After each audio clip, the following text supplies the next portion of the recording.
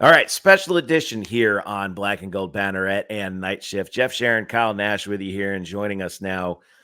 Um, Look, the guy really doesn't need an introduction. We all know who he is. We all love him for everything that he is and everything that he has been for UCF. And now we get to say this week, congratulations to him on being inducted into the UCF Athletics Hall of Fame, one of the great ambassadors for UCF and really for the joy of sports in general. Shaquem Griffin joining us here on Night Shift. Shaquem, good to see you, man.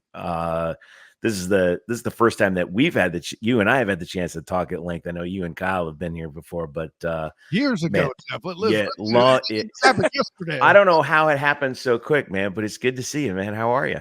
Man, it's amazing, bro. It's good to talk to you guys again and be on the show. You know what I mean? I'm on the show. That means I'm doing something right. that means I'm continuing to move forward the representation of UCF. So if I'm on the show, that means I'm living right. I'm living right. So I'm happy to be on here. No, it's good to know, man. So Keem is joining us as part of GMTM, and we talked with your former teammate Joey Grant yesterday. We're recording this on Wednesday, October 30th. And Shaquem, you're headlining the Search for Greatness Spark Combine test at UCF for GMTM, which is a social network that connects athletes to opportunities that they may have at maybe at different sports that they're used to.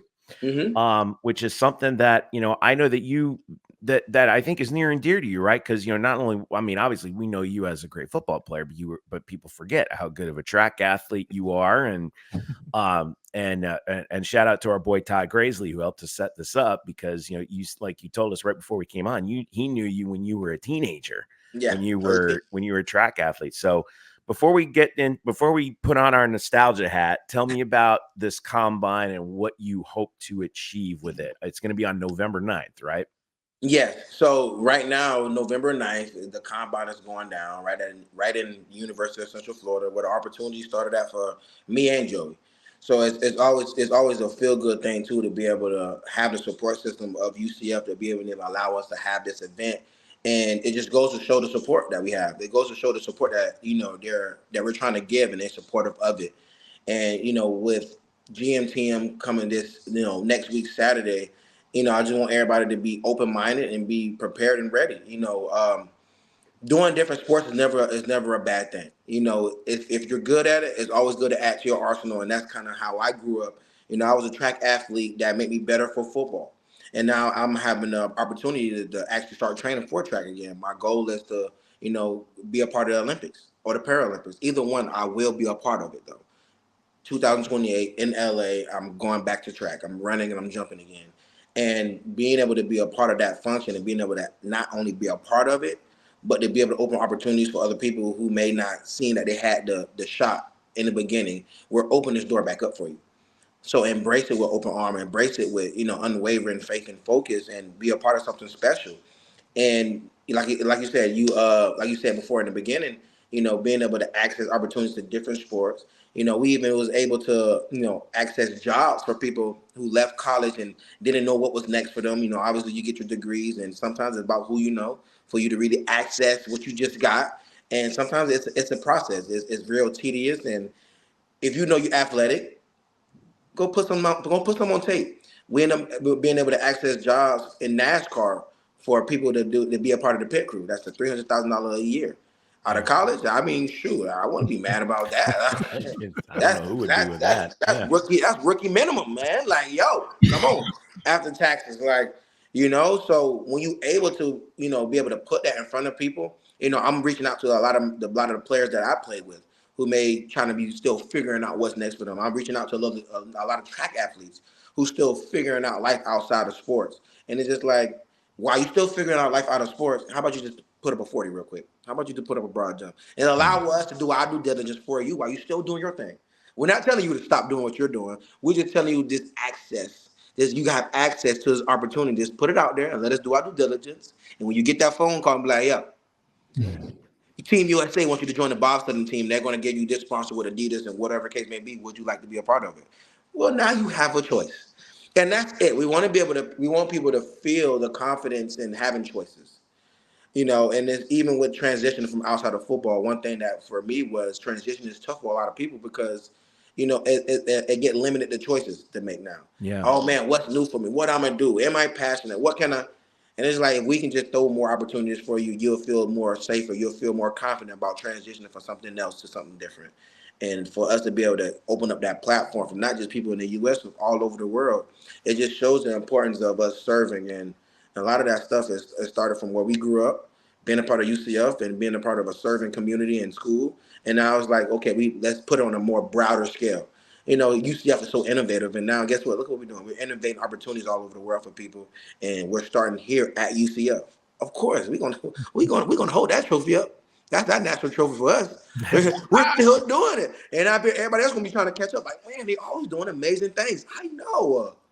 You know what I think is so cool about this? Like, and Kyle knows this. I'm a huge fan of the Olympics. Yes. Right. I always have been.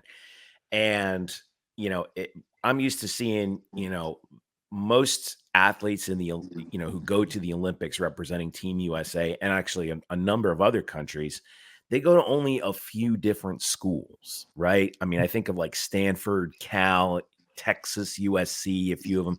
But, this is a great opportunity to find talent out there that maybe they don't know that their athletic skill set, that maybe they were, like a soccer player, right? But maybe their athletic skill set would be better, could help something like, I don't know, fencing. It could be anything.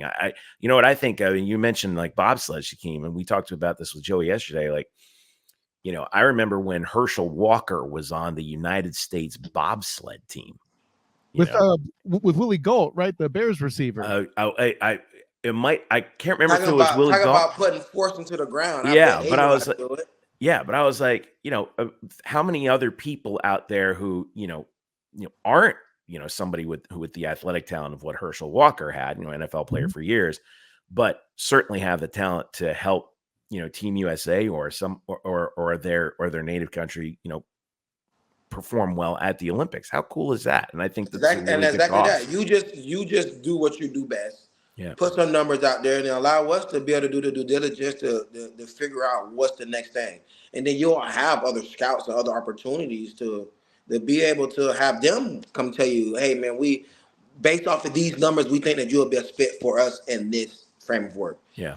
And that's it. And you can choose to do it or you choose not to do it. But the opportunity is there for you, and now you have a choice. And that's it. We opening up more doors for you to walk into instead of just having one door. Yeah. Kim, I got to add this too, real quick. These doors, these opportunities you're providing. Like, listen, I know I'm the Bannerets, main football guy. I also am the top women's basketball writer, and seeing the WNBA and all that explode, and just for those opportunities for when those sports grow as well. Whether it's here, I know there's a women's volleyball league started, all that. I think though this could be an opportunity for all of that. It doesn't have to just be about the mainstream, and it definitely doesn't have to be about just dudes. We mentioned the Olympics, women's sports, I think have a great opportunity from this when it blows up too. So this is innovation is the word you're using. I think I'm just going to ride with you on that. No, I mean, and the thing is, we have men and women who's participating in this event, and it's all sports. We're trying to look out for rowers. Like, we want rowers to be a part of this. We got rugby. We have so many different athletes from so many different backgrounds and different sports. Whereas it's like it will shape and evolutionize the world of sports just because of being able to have all these athletes from all different backgrounds and shapes and sizes being a part of this. Because we're going to find a way. We're going to find a way and what best fits for you. And you got to understand too with NIL. And how its money has been driven into these different programs, certain scholarships going to start getting taken away. There may be less scholarships for rowing. There may be less scholarships for track. There may be less scholarships for softball, baseball, and all that because they may put more into basketball and football because they bring in a more revenue share. So you got to start thinking about from a statistical standpoint, like what it would look like 5-10 years from now. Whereas it's like when they used to give out 15 scholarships for track, they only giving out 6. So what about the ones who don't have the opportunity? Okay, well, you heard about GMTM, right? Holler at us. Yeah. No, that's great. Don't let them have the decision for you. Come continue to make the decision for yourself. If you want more, come get more. And this is the door for you to come get more. See, That's I'm not awesome. saying very much. I'm letting you cook, Game. You making all these. Let him cook.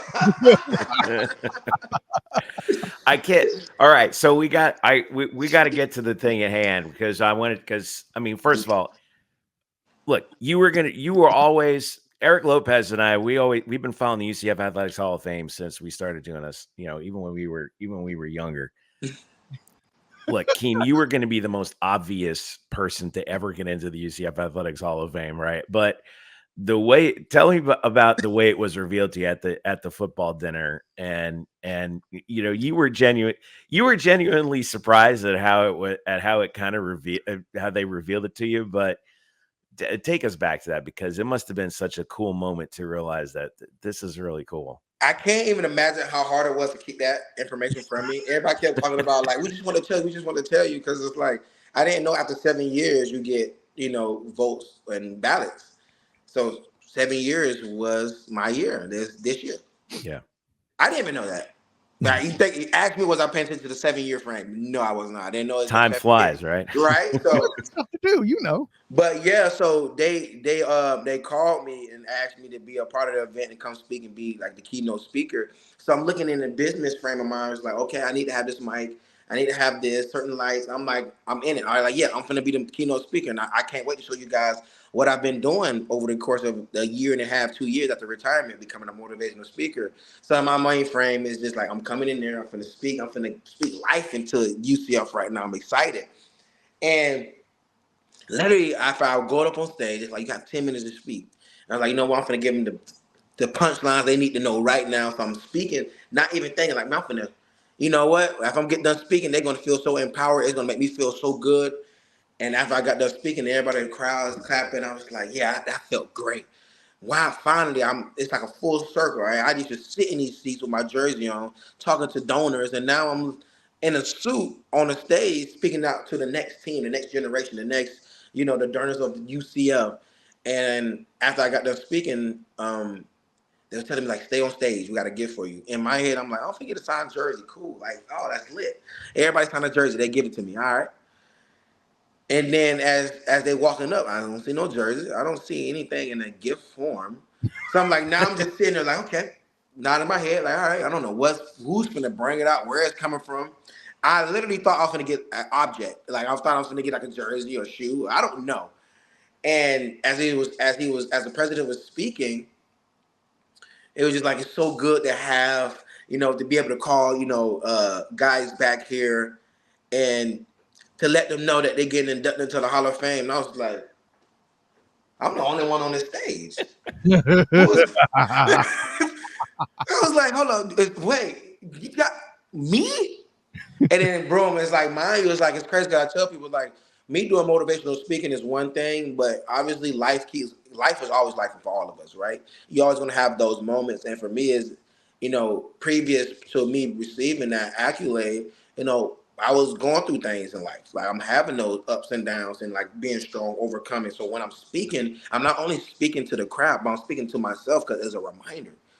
So when I end up receiving that accolade, I'm like finna get ready to bust out in tears because my emotions is high now. Like, if I get done speaking, I'm letting everything out. So it's just like I'm in my vulnerable state right now. So it's just like, yo, I'm getting inducted. It's like, not in front of everybody. Like, I'm squeezing my nose. Like, you're not finna just bust down crying right now. Like, you at least save it for the ceremony, right?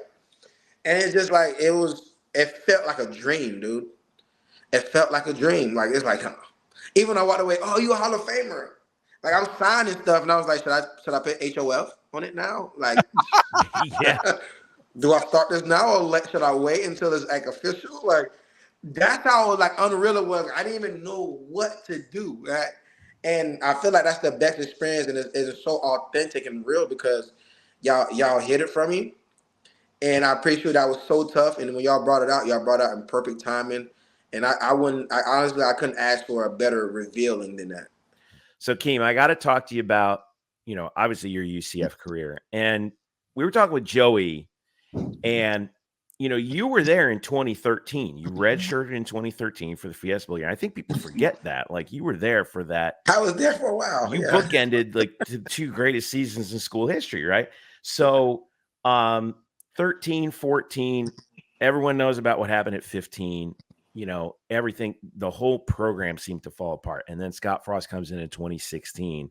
And I just want to remind everybody before I give it to Kyle what your stat line was in 2016, because you were the AAC Defensive Player of the Year. And it was obvious why, because here's what you did in 13 games, 92 total tackles, 57 of them solo, 20 tackles for loss, 11 and a half sacks, an interception. And here's the kicker that I think is hilarious: 7 passes defended. So you were on, but I mean, it's like the 12 days of Christmas and a partridge in a pear tree, man. So let me turn it over to Kyle, because he has a good story for you to dovetail into what we're talking about here. Yeah, because in addition to my coverage here at the Black and Gold Banneret, I have also covered with other organizations. The 3-point conversion, I was covering the Jags in 2020. And when they had won the game in Miami to kind of get the early wins, finally before, the rest of that season kept going, I had asked a certain player about the energy and if they could, with your familiarity with a bounce back, be able to take you in the right direction, something that you can grasp for your time at UCF. Obviously, the player in question is Shaquem Griffin. Mm-hmm. And when I asked him about that 2016 energy, and he laughed, first of all, he laughed just like with the 49ers shirt joke. And he said to me, "Man, you're going way back, but I can't take any credit for that. That's all Shaquem Griffin. I had very little to do with that turnaround." Please react, sir. What? I mean, that's I guess that's an honor. What an advocate. I fed off of him, so he's a very humble guy. I can tell you that. I mean, I'm humble too, but my brother is a very humble guy. He don't really deal with accolades and stuff like that. So when you even try to give him something, he'll still defer it to somebody else. And this is rare for a defensive back. I mean, this is amazing. Yeah. I mean, thing is that for me, my experience is when I first got there in 2013, I was a safety. I was a defensive back. Mm-hmm. For the first 3 years. I didn't get my position moved until Scott Frost got there and he put me an outside backer because I used to love hitting people. And it was just like, let's bring him closer and for him to go hit people. But I was always, I had the ability to cover. So I'll be covering, I'll be blitzing, I'm all over the place. But I loved it though. I loved the sense of freedom to just go play football. And I say that because even on my first game, it was like, I tell you that I fed off my brother because, like, honestly, the first game, like, I'm chasing behind the running back and I'm throwing up to my face mask. Like, it's vivid. It's nasty, guys. Like, I had a visor, too, so imagine a splashback. Oh, like, no. So, and then I'm going up to my brother, like, wiping my face, like, I can't breathe. I don't know if I can do this. I can't breathe. And he, like, grabbed my helmet, like, yo, if you couldn't breathe, you wouldn't be talking. Like, good point. Good point. Now go play football. You waited too long and go enjoy it. 1 sack, 2 sacks, 3 sacks. He get an interception, tackle for loss. I was just like, now the next day, my name on the radio. The Shaquem Griffin, a one-hand wonder. Whoa, where did this come from? The radio is talking about me. I literally have the clip to this day. I don't have many videos of myself and everything that was going on, but I have that video. And the first day that I ever heard my name on the radio from football, it was insane, but that energy was driven by my brother. He woke me back up, I remember going against Houston, even though we lost, and I had 3 sacks, interception, 4 fumble recovery, I think. Like, I had a crazy game. I'm exhausted. I'm coming to the game. I'm going to the sideline, and I remember my brother, like, putting my head on his shoulder, like, you got it? You okay? Like, you know what I'm saying? Just being a big brother. Like, literally, like, there is a clip. You can ask Eric. Ask Eric to find a clip. He literally, I'm on my brother's shoulder, like, he's like, you got it, like nursing me back, like, you got to get back on this field. We're not done yet. Like, I know that you're tired. It's okay. You'll get used to it. But you got to get ready to go play again. All right, here we go. And and then it's just like, now that my brother's gone, it's like, what do I make of myself now? And it was just like that support, that unwavering, focus and faith and just going. So now it's like for me just not being tired. Now I'm helping the guys. Like, it's okay to be tired. Like, now I got to condition myself. So at practice, no matter if the ball is away from me, I'm running 40, 50 yards chasing it down. Because it's like, if I'm not going to make an excuse to do it, what's yours? Oh, I'm tired? That's what you're going to tell me? What you going to say? I don't feel good? Like, why? What you going to tell me? It doesn't matter now. I'm eliminating all excuses. There's no excuses. Oh, man, my wrist hurt? My wrist hurt? There is no excuses now. But it's because of the guys like I talked about before. Like, I'm not my brother, being supportive. I had leaders like Clayton Gathers and, Terrence Plummer, who was pinnacle of what I would want to be like. So I just put it all together. Clayton Gathers was very example driven. I don't talk much, but I'll lead by example. Terrence Plummer, I'm vocal. You're gonna hear about me. I'm gonna let you know. My brother, unwavering focus, faith, everything. I just became that. And I gave it to the UCF and said, this is our culture. So when I leave, I need culture keepers. If you like what's going on here, you like the support, you love the accountability, you love what we're doing, you love how we fight for each other, keep this when I'm gone.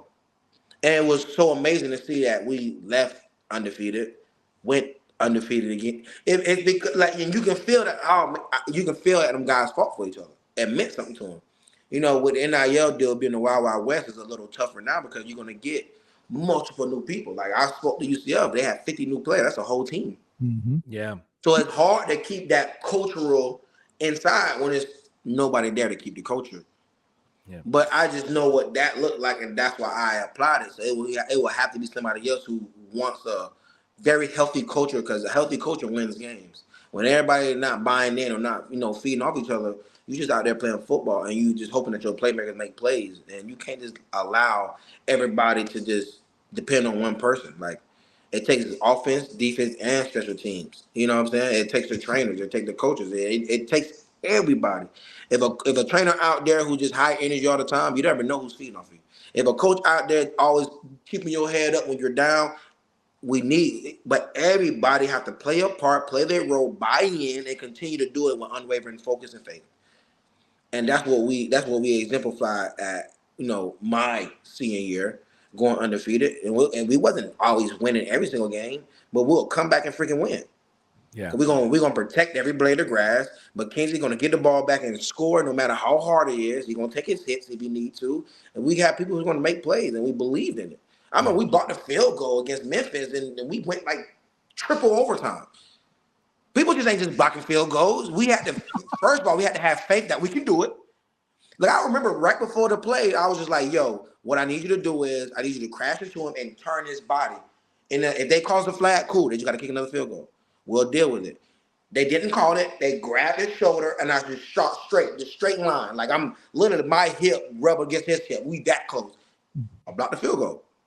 Let's keep it rolling, guys. We got a shot. Yeah, I remember that play. Don't SMU, we got a fourth down stop for us to. We out dancing on the field like we ain't worried. We're gonna protect every blade of grass we got. I got to bring something from that SMU because I talked to you after that. You gave me my favorite response to a question with the breakout interview there on the following Monday, and I set it up. I was like, "So you got the interception? Congratulations!" I said to you, "I guess the quarterback forgot you used to play DB." You paused for a good 15 seconds. I'm pausing now. Like, what did I say? I don't. It was something very humble, but from one man to another, I know in that situation you can only tell me so much and say so much. But the best is, yeah, I guess he did forget I used to play defense.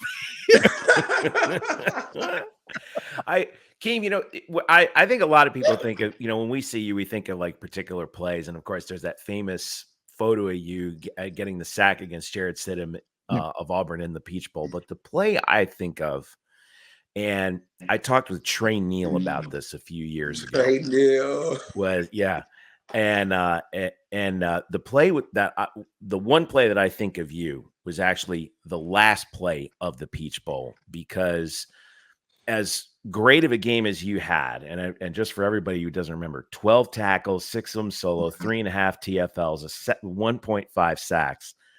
But the last play of the game, when we forced the interception, people forget this. Scared. Yeah, Stidham was on his back foot, and I went back and I looked at the film with Trey when we had him on, and the guy who made the most important play was you.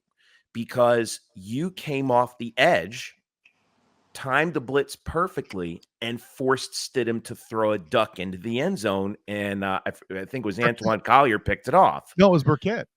He got the last. No, Shaquem had the pick Burkett's six. cool. I think the last one was the last play was Antoine Collier. Oh, yeah. In the corner. And I remember I was in the stands in that very corner, coming right at you. But in that very corner. In that corner. Yeah. So tell me about like just the confidence and your ability to read a situation, because I think that's really underrated about players at both the college level and the pro level, is your ability to read a situation, diagnose what's happening, and make the right play at the right time. I mean, for me, is people think that you got to be the biggest, the strongest, the fastest to be a high caliber player. And what I understood was you just have to put in the effort to be a good player. You got to run more. You got to, you have to put more time in the film. And I feel like a lot of times players nowadays, they only watch enough film that the coaches put in front of them. But for me, is I did what people want. And that's the only way you stand out. I got to do what people wouldn't do. Like I slept inside the facility the entire training camp.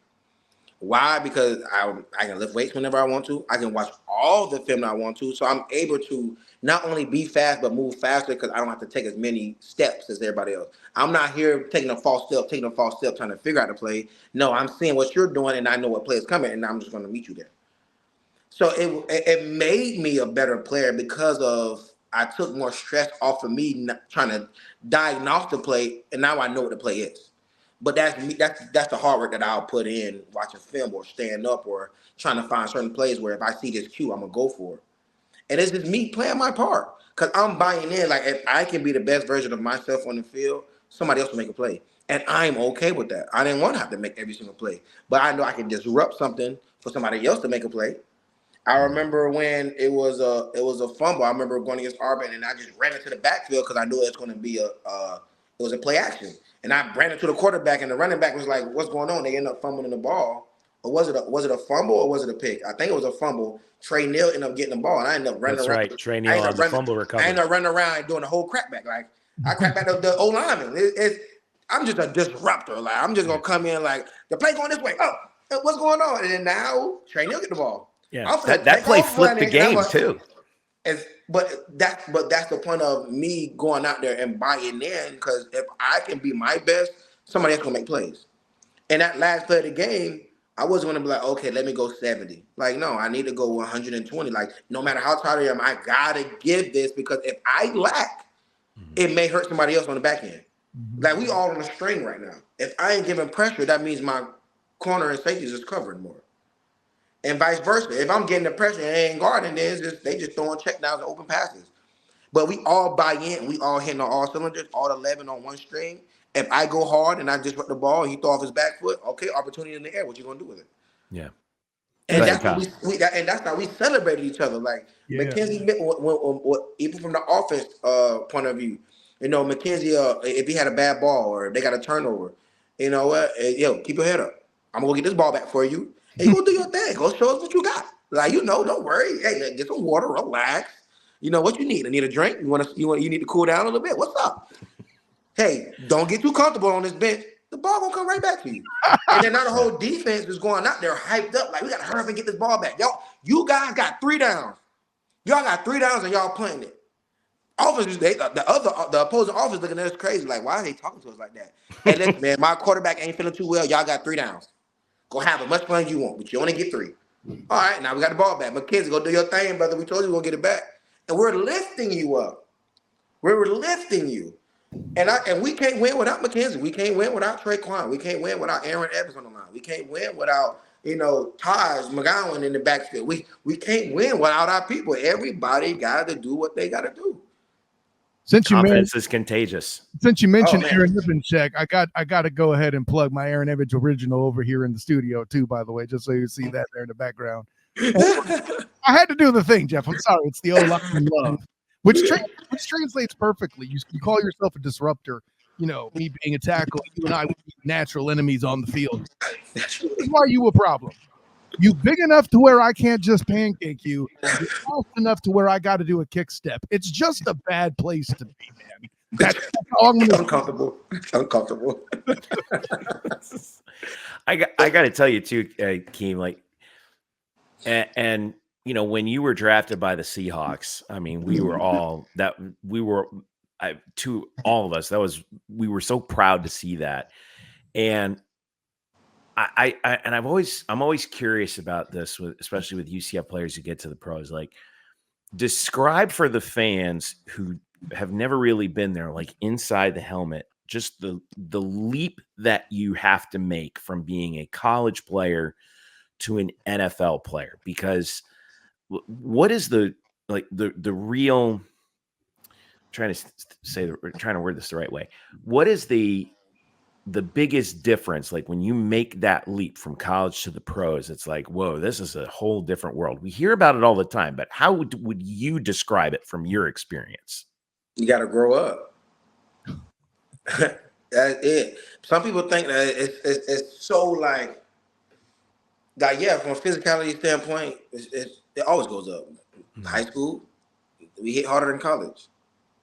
NFL, we hit harder in the NFL than college. It goes up. You're not going against 19 years old. You're going against people 28, 30 who got that daddy muscle on them. They got a little more kick. You know what I'm saying? A little more kick to them. So that's natural.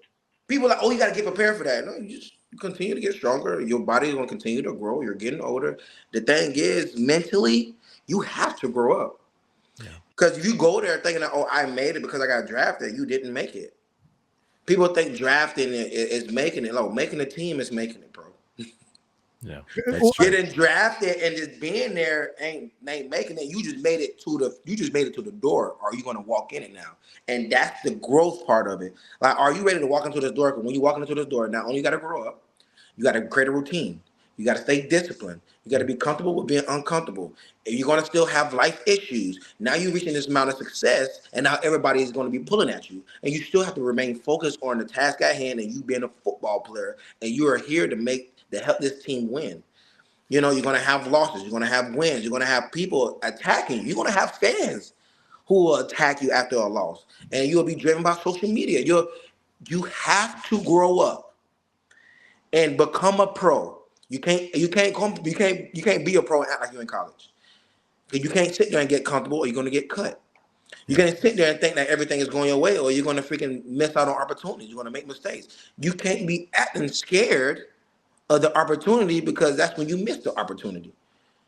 Grow up, buy in, and have faith, and you keep going.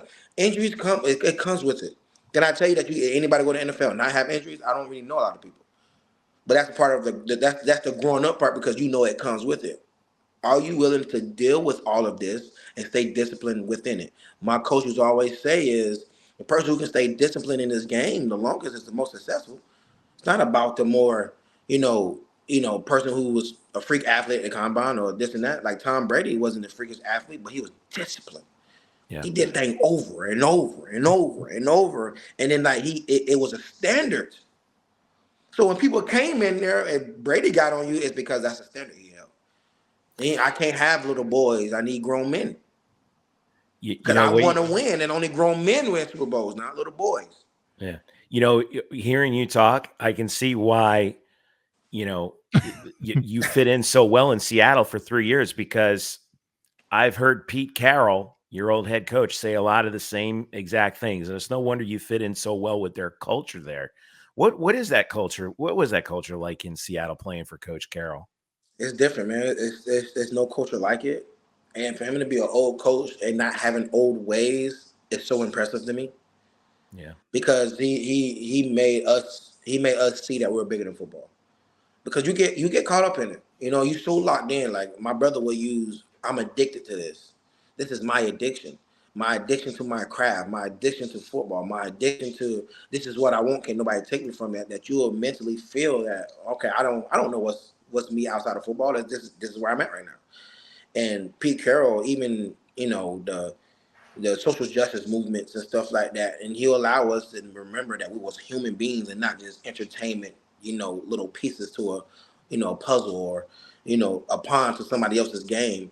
He allowed us to know that we were still human. He allowed us to know that even through all this time, like, it was one time we was going through the social justice stuff, and it's just like it was such a sensitive subject, and you got all your different peers and different backgrounds, and everybody don't really understand. And Pete Carroll noticed that, and I remember right before we went out to practice, he was like, "Take your pads off, take your helmet off. Everybody go to the hill." Seattle's a beautiful place, beautiful, practice facilities right on the water. So yeah, we're a little spoiled.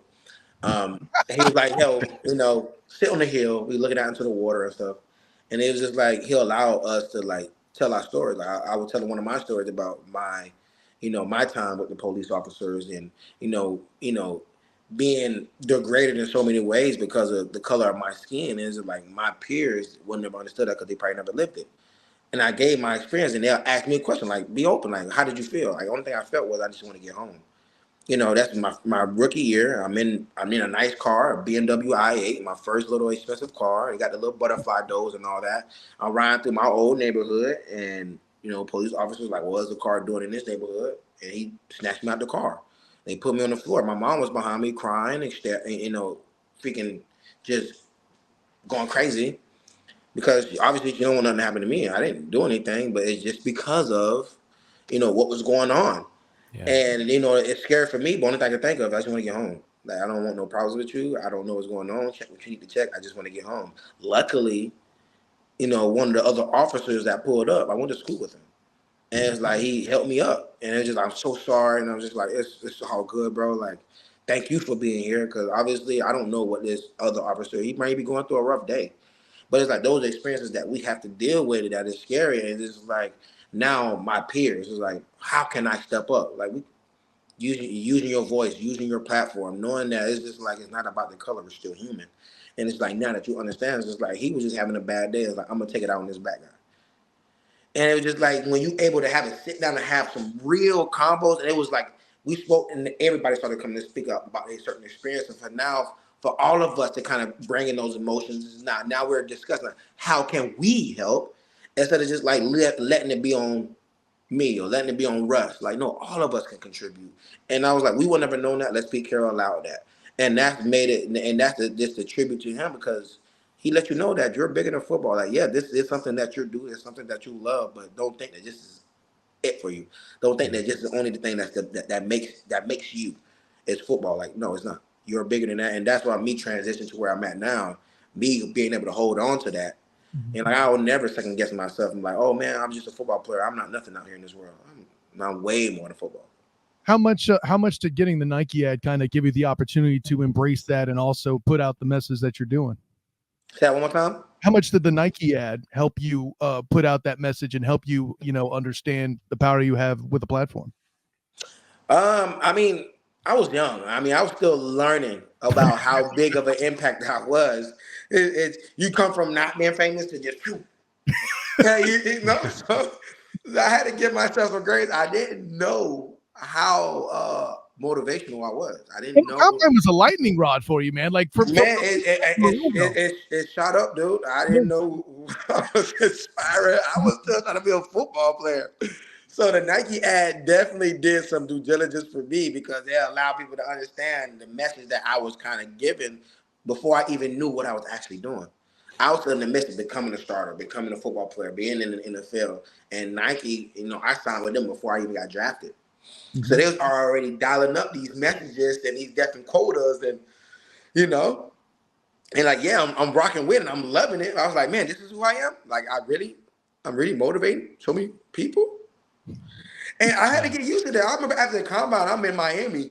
It's spring break. That's around spring break time. So I'm still a college dude. Like, spring break, I'm in Miami. It's lit. Like, I just ran 4.3 in the 40. Like, come on, guys. But everybody kept running up to me, dude. Like, and like, it made me so nervous. I was like, oh, son, this is crazy. Oh my God, ain't you? I'm like, who am I? Who am I? Aren't you? Who? Say it. Get it out your mouth. Say it. The joke would have been on you if they said Lawrence Fishburne, right? That would have been funny. That would have been funny. I got called Migos a lot. Oh, did you? Yes. My brother used to get so mad because we used to be in the mall. Mind you, I'm still adjusting like this. I want to play in the league. But I never say I want to be famous. Like, so I'm in the malls and stuff, and my brother's like hoodie down, head down. I'm like looking at people like, do you see me? Do you see me? And my brother's like, put your head down. Like, what you doing? I'm like, I don't know. I don't know, bro. I don't know what I'm doing. I was just trying to see if people see me. And I'm like, do you see me? Like, I'm looking at you. Do you know who I am? And it's just like, now we got a crowd of people taking pictures. I was like, yeah, I have to stop that. Like, I have to put my head down. I got to put my hoodie on, put my head down. Let me take it. I got two questions. I threw an extra one in there. Sorry, Jeff, but I got two questions for you here. Connected Seattle. First of all, you would talk so much about Pete Carroll. Yes. And this is a question I asked of Bobby Wagner as well as Keel. Richard Sherman said that the culture is under Pete Carroll is a support group for guys with chips on their shoulder. Do you think that's it? 100%. We got guys. We have guys who come in overlooked and hungry. Devalued from what people say they don't or do have. And Pete Carroll just like, man, we're ballers. That's what I'm saying. Like the draft and the number that you get, like, no, it don't matter. Like 4th round, 5th round. Like, I was projected to go 1st. I went 5th. But if I would allow that to manifest and be like, oh man, I'm not a good player because they said I go 5th, like, I would never started that year if I would have had that mentality. Like, no, I came to the right spot where it's like they supported me. They wanted me to be a great athlete, great player. Like I went from being an outside backer to middle linebacker. That was a whole totally different switch. They supported it though. Yeah. And then they say, no, I'm end up being an outside backer and I'm getting a sack with Aaron Rodgers. They allowed me to have those moments where it's like, man, I'm gonna play every position on the field. I remember I was at the 3 technique one time. It was like I guess I think it was playing against Carolina, and it was KJ. It was me and KJ and Bobby, and I think it was like, you have to do a quick play, and then they trying to sub, but you don't have the time to sub. So it's like we don't got no 3 technique. I was like, KJ, you the biggest. You gotta go to 3. And it's just like, boy, I'm not going to 3. You go to 3. Whoa, you put me at D tackle right now. Let's go. And I'm like, you know what? You the vet. I respect it. This has to happen now. Yes. I'm putting my hand whatever in the dirt in the 3-point stands, taking on a double team. I can tell you, I thought they was going to pass the ball. When they see me get down, they checked it to a run play. Oh boy. Mm-hmm. Hey. Yep. Move me right out the way. Double teamed up. Yep. And I was like all of like maybe 220. And KJ like smooth 237, 240 on a good day. He could. The 20-pound difference. It would have helped, but hey, he's the vet. I'm gonna listen. I'll put my hand in the dirt. I was a D tackle. I've been places, man. I've been places. And you said I just love ball, though. I just love ball. You said it was against Carolina. Yeah. Oh, in that era, their center was pretty good too. Oh snap! Hey, it was. Yeah. No, I said I got moved. I didn't say I got to tackle off. I didn't say I got movement. No. Let's talk about a particular pass rush that went a lot better for you and your brother. You mentioned Aaron Rodgers. For me, the best memory I have for you guys in the playoffs, meeting at Aaron Rodgers for the sack. Walk me through I almost knocked my television down on that play, man. It was cool. I mean, I think that during that time that's when I really got switched over back to DN, so I wasn't playing middle linebacker no more. So it's like now I can start rushing. I'm finna start getting to my groove where I came from. And I end up getting put in like a 3rd down package to start blitzing and stuff and rushing. And I remember it was like 3rd quarter, 3rd or 4th. It was relatively late, yeah. It was a 4th quarter play, yeah. And I remember I think we had who else did we have? I think we had Clowney too at the time. So a lot of the times there's a lot of the line was getting shifted to Clowney, and I was on the other side. So when we in the boundary, my brother, if it's close enough, he allowed to blitz. At the time, I didn't even know that it was him who was rushing as well. I just know I had what it was, who it was, Jaron Reed. He was at tackle, so he had to initially take the eyesight of the tackle and then bring the guard. And while the guard's still trying to block him, I showed like I was gonna go rush upfield. I came under, went right past Jan Reed while he taking up the guard. The center was shifted towards Clowney. There And it it is just right like there. they left an opener for me. And then now you got my brother being able to, from a short distance, get there. So when I see Aaron Rodgers' eyes get so big, like, yo, I can't dip this, I can't roll out of this, I can't spin out because I got two dreadhead fast guys coming at me right now. There's nothing you can do. And then I got up, I didn't even know it was my brother until like I looked at him and then we started celebrating, like, yo, it was you. Oh my God, we gotta celebrate right now. Like, for solidarity, Keel says the same thing. I didn't even know it was him, and I looked up like, oh my God. but everything worked out. Jan Reed took his It's so guard, the crazy. center shifted towards Clowney, and literally opened up the floodgates for me. Like, That was yeah, awesome. That was amazing such a play. tremendous moment for all of us who knew you back, before you made that play. It was like a validation of Like, yeah, he's of freaking greatness. here. He is freaking here. That's what it was for me. Because like it was tough to go make those plays that I did in college at middle linebacker and doing it from a side to side type of thing. But rushing really opened me up to just be the player who I was, like moving around, rushing, just creating havoc. Like matter of fact, during that year, I remember like, Crondre Diggs was getting picks after me rushing a quarterback. I think it was against the LA Rams. And I think who was it? Who was there at the time? Was it Goff, I think, at the time? I think it was Yeah, Goff. Jared Goff, yeah. And getting picked off of him, the same loop, right in front of his face, interception, pick six. Like it was so many times where I was just creating havoc. And I was a person who did that. Yeah. I just disrupt stuff because I don't care about the accolades. I'm just I want to celebrate my guys. Like, and thing is, well, a lot of people don't know is my viewpoint of football. Because people ask like, why you retired? Because you just don't know who I am. It's the reason I retired because, like, when I first started playing football, I admired my twin brother. I couldn't play at first because of my condition. I only wanted to play football with my twin brother. Whatever he did, I want to do. We used to eat the same food. Down to the condiment changes. Like, okay, take this jelly off, or add this, or take these onions off. Like, everything is completely the same. I want to do everything he wanted to do. And then he did it at such a high level, I wanted to compete at that same level. I didn't want him to be so better than me. So, yeah, I'm going to beat him. I'm going to try to beat him every chance I get. And just like for me, is my eyesight, my lenses was I always wanted to see him play. And that's why it's like if I want accolades or he want accolades, I'm living through him. When I got to college and I wasn't playing, I was living through him. I only watched him. I'm his biggest fan. I'm his biggest critic. I'm gonna tell you when it looked bad, when it looked good. I admire you so much. Like when my brother get an interception, I would take his football. I'm like, oh my goodness, wow. Can I have it? Can I have it? He's like, get the next one, bro. This is my first one for the season. I gotta keep this one. All right. Can I hold on to it for the night? Like, cause he know I'm crazy. Like, he know I get a little weird with it. Like, I admire him a lot. So my thing is like, how do I get the best seat in the house? Yeah. If you go to the league, how do I get the best seat in the house? Frick it, you know what? I'm gonna go to the league too. I'm gonna go to the league, and then next you know, when you get a pick, I can celebrate you right there. I can celebrate right there. I love celebrating people, dude.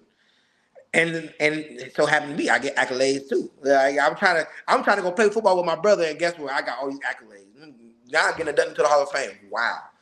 And my whole image was I just want to watch my brother play, and I want to be the best seat in the house. And as me starting in the Seattle Seahawks alongside my brother, it was amazing. Me getting a sack alongside my brother, like watching him get interceptions. He got 2 interceptions against Chicago.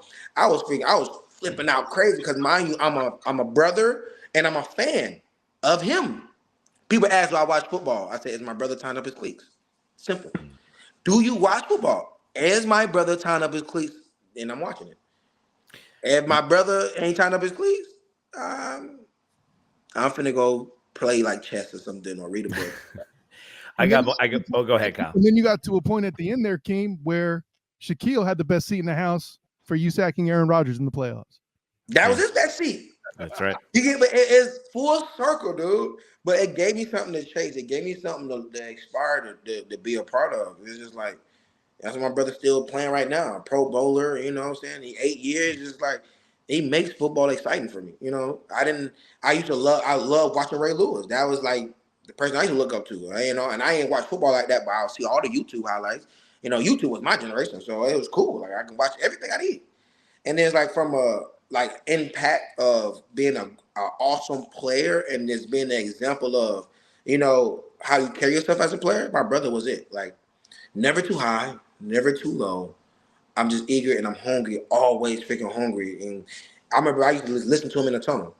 I used to get all stuff from him. I used to listen to him in the tunnel before a game in the league, and he used to be like, I'm the greatest in the world. I'm the greatest in the world. I'm the greatest in the world. Yes, you are. I'm the greatest in the world. And I was like, okay, I'm the greatest in the world. I'm the greatest in the world. I'm the greatest in the world. And then it's so crazy because now when I speak about it now, it's just like, what's so crazy is he never said I was the greatest football player in the world. He just said I'm the greatest in the world. So that exemplifies like no matter what I do, I'm just great at it. And that's what I'm gonna tell myself. So it's just like, wow, that's powerful stuff. And sometimes he don't know what he be doing. That's just how he speaks to himself because he gets psyched out. But he been doing that stuff since a kid. That's why I admire you as a player. You never get too high. You never get too low. You just prepare yourself for the moment at hand. And it's just like a lot of people can learn from that. My last question for you, because I know you got to get going. You're an alma mater right now, kind of in a rough spot. Yeah. Lost 5 in a row after winning the first 3. And like I said, you were there for the high spots and the low spots, right? So you've been there. You've seen the whole spectrum. If you were sitting in front of those 100 guys right now, at this point in the season, what would you tell them? Why y'all doing it? Why you choose to play? Why you choose to wake up every morning and put your life on the line? Why do you choose to go through all these hardships and all these different things just to come out here and get whooped up on? Like, why are you doing it? Why? That's one thing I would ask because, like, you got people who come from different teams, different areas, but at the end of the day, it's a shared common goal. And then a shared common goal is to win and create a new culture, and create something that you can leave back and come back with your kids and come talk about a legacy. And the thing is, like, I just feel as a player where it's just like, why would I go through all of this just to give half effort? Why would I not buy in? And I can tell you, like, I spoke to some of the guys. Some guys say I only watch film when the coaches make us watch film. That just tells you right now that you ain't fully bought in. That you're not willing to do whatever it takes because it ain't going how you want it. And the thing is, that's why I'm gonna ask, like, what you doing it for? Like, for me is I wanted to become something that they said I couldn't. McKenzie wanted to be one of the greatest athletes or players to come at UCF. He wanted to lead his team to a winning. He wanted that. He's like, I didn't come away from Hawaii here just to be here. Like, no, I want to start something here and have a culture where people remember me in. And it's so many things where, and one thing about it is what they forget is everybody got something in common. Y'all all go through hardships. Y'all all went through stuff to be here. Just do it together now. We all go through life outside of the field. All of us, I don't want to say 99.9, 100%. Players, coaches, trainers, whatever, janitor go through stuff. You know what I'm saying? Like, everybody. So my question is, why not do it together? Why not? Why get mad at this person now and bring him down instead of lifting him? Why, like, bro, he going through stuff. Lift him up. If you good right now, you got the energy to lift him, because you may need to lift him next time. Let's overcome together. Let's protect every blade of grass together. Let's build special teams and make a play no matter how hard it is because our team needed it. Let's help them. Because we all go through stuff. I'd rather just go through it with you guys. And then now let's buy in. Okay, man, we sitting here late watching film. I don't want to be here. Yo, I need you, though. I need you. I need you to watch the film. I need us to move a little faster. I need you to buy in. Oh, man, I don't want to stay after practice, bro. I need you, though. I need you to stay after practice. I need my brother to help me. I gotta get this footing right. What you need help with, I'll help you. Ain't nobody buying into that because everybody come from different spots and different places and so many different teams, and people don't know how to correct that culture because they haven't been a part of one yet. Right. So NIL throws a lot of things off, but it's going to take somebody to be a captain that's going to have to be a dual captain. You got to be vocal and be a leader by example to create a culture. Somebody will have to be a captain that creates safe spaces for them to understand the task at hand, for we can really fight for each other. And we're not just talking about, like, some guys are like, oh, I got your back, this and that, just from a football perspective. But for you to be a winning environment, you got to create a winning environment, and it starts within and then works out. It's not the other way around. You can get all type of great players. Great players get traded, moved all over the place. Teams still be losing. Why? Because the culture's not there. Yeah. Shaquem Griffin, the keeper of the culture flame, and soon to be Hall of Famer later this week. We will see you on Friday over at the Celeste Hotel. And don't forget, folks, gmtm.com. Yes. The Search for Greatness with Shaquem Griffin, November 9th 10 a.m. to 2 p.m. If you're interested in getting a Spark score and getting some exposure, if you're an athlete between the ages of 18 and 25, this is your chance. And we open it up 18 to whatever. We ain't it's 18. Okay, cool. Yeah, I'm glad you told me that. So. 18 to whatever. So that means that my 41-year-old behind can get out there. 18 or whoever. If you feel capable and ready, come out there. We'll have trainers and stuff out there and whatnot. So I don't want them 40-year-olds coming out there that's throwing their hamstrings on the turf. Like, hey, protect yourself. Okay, maybe I should. I don't want people to say, Shaquem, can you hold my hammies real quick? Nah. Save yourself, dude. Don't do this. You know, but if you're ready and you feeling yourself, 18 on up. Come out there and get it.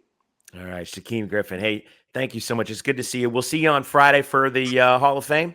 Yes, sir. You'll see me. Suit ready. My son got a suit. We're going to be matching. That's going to be my little twin for the day. He going to hold it down for my brother. All right, man. Thank you so much for the time. Shaquem Griffin, Hall of Famer, class of 2024.